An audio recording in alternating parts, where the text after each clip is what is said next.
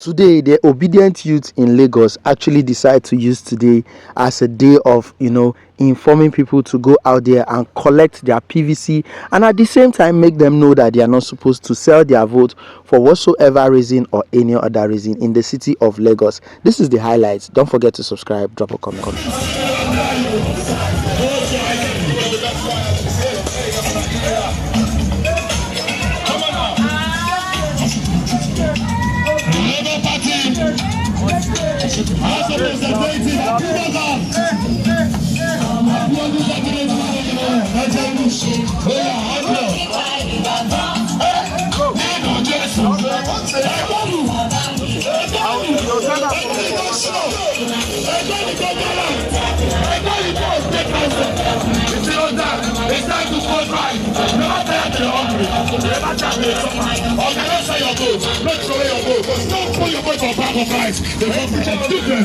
You that's quite in the city of Lagos, Nigeria.